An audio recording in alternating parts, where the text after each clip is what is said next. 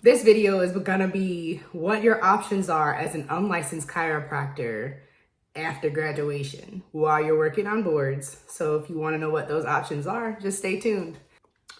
What's next? So it's basically, this video is about what they don't tell you after chiropractic school, like after graduation. Once you find out you're about to graduate, you're gonna know whether or not you're gonna be licensed or unlicensed before you finish. And I mean, it could go either way, but these are things that they don't discuss with you. Your options after graduation, like real deal, what you're able to do if you're unlicensed. So basically what I really want to tell you is you have options. A lot of students have misconceptions about what you're able to do after school. If you don't have your license, it's not the end of the world like most students may think. It sucks. Like, don't get me wrong. When you graduate, you're a doctor. Like, you still earn that. Don't get me wrong. Like, you still earn it, but not able to adjust and practice in the chiropractic office, even if you're in the setting, it's just like, oh, like, you know, you're almost there, but you're not there yet. So you just got to keep working at it. But the options after graduation, what you can do as an unlicensed chiropractor, one of them is, which is what I'm doing right now, is working as a chiropractic assistant or a chiropractic tech. So I can help with I help the doctor with all of the passive care modalities, a lot of the active care modalities that we're going to start incorporating into the treatment plan once we change to the new office. I'm basically going to run the physical therapy aspect of it to help strengthen and stretch the patients without having to put my hands on them so I don't implicate myself. So that's an option that you can do. Another thing that you can do is work as a office manager or case manager. You can do it either in a chiropractic office setting or in a medical office setting. Some medical offices might require you to get certain certifications in order to do it their way because it is different than chiropractic. Like, chiropractic codes are different than medical diagnosis codes, obviously. If you don't know, then there it is. But yeah, you can work as a case manager, which is kind of what I do. So I have kind of like a dual role at my job now. So I do case management for the patients. So I do all their new patient intake paperwork, get their information, all that we need in order to basically start their case. Like, and I work at an auto accident bodily injury, mainly PIP clinic. So I see a lot, but you know, I'm learning the ins and outs of PIP cases and how to treat them. So I do that, and I'm a chiropractic assistant with my coworker who also is a chiropractic assistant, and she helps with the front desk, and I relieve her sometimes also.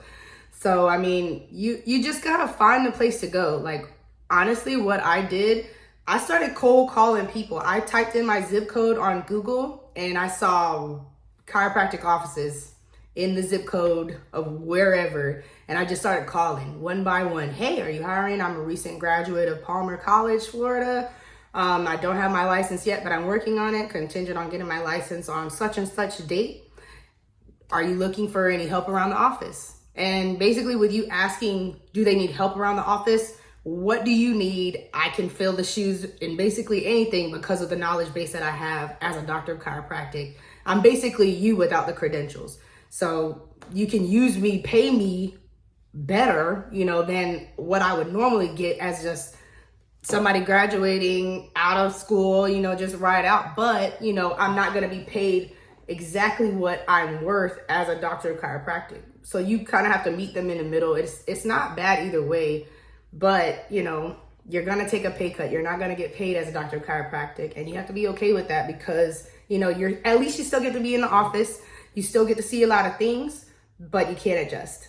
So, but you can still see how the doctor does diagnosis, review of findings, x-rays. Like, I'm still seeing all of that. Sometimes I'm even doing the new patient exam. I can't review the findings because I'm not licensed yet. But as far as like helping the doc do the orthopedic test, the neurological findings, the motor reflex sensory test, like all of that stuff I get to see firsthand, like I'm still in clinic, so I'm not losing anything. And then I'm studying in between time. So that honestly is the best bet in my opinion, but it took me about 9 offices. Out of the 9 offices that I cold called, 2 of them gave me interviews that week, and I had a job that week because of the situation. So you just never know. You have to call and find out, because the worst answer you can get is no. And just keep calling other places, because it's okay to get a no. You just keep it moving. The next thing you can do, another option after graduation, is getting into research. A lot of people don't know about research and the industry. Like, there's studies going on all the time. With you being a doctor of chiropractic, you already have the medical clinical background that you need in order to be a clinical research assistant, or the head of a study, you know, and you're just watching the protocol to make sure everybody's staying in compliance with the study. If you have questions about that, please let me know in the comments down below, because I could send you something that will help you get into the field. And you could even get into that field right out of graduation from high school and be making like $20+ an hour. But that's a later subject. I went to chiropractic school, so we're not going to get on that right now. But options after chiropractic school, research is one of them. You can be a CRA or work at some type of research facility with your clinical background. Because you're a doctor of chiropractic, you can help conduct those studies. Another option is you could also be a teacher.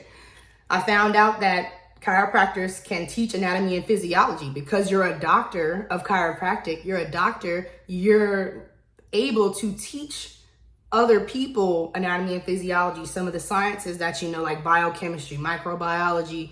We take all of that stuff. Chiropractic school is not easy. We have so many science classes, it's ridiculous. You have one section of a science class, an anatomy class, that's only for the head. It's called head anatomy, okay? So imagine everything that's inside here. From here up, you gotta know everything. Conditions, contraindications, all that good stuff. So you could teach it. You already know it, so just teach it to somebody else, and then it'll help increase your knowledge base when it comes time for you to get your license. And you can explain it better, like you're talking to somebody who's not familiar with the material. You know what I mean? So you just got to continue working on boards, stay encouraged. Like, I just got my scores back from part 1. I had 2 sections left, and I did not pass one of the sections, and I'm upset about it, but I'm trying to let it go because it's out of my control at this point. I just got to keep moving and study physiology like it's nobody's business. So that way I can move on, because if you don't finish all of part 1 in its entirety, you can't move on to part 3 and part 4, which are the last 2 exams that you need in order to get your license to take the Florida laws and regulations and stuff. So yeah, those are the options after graduation. I hope this video was helpful. I know it's kind of like I tried to stay on track and went on a couple tangents, but you know, hopefully this was beneficial for you in some way. If it was, please like and share this video. Subscribe down below if you haven't already. And yeah, I'll see you in the next video. Peace.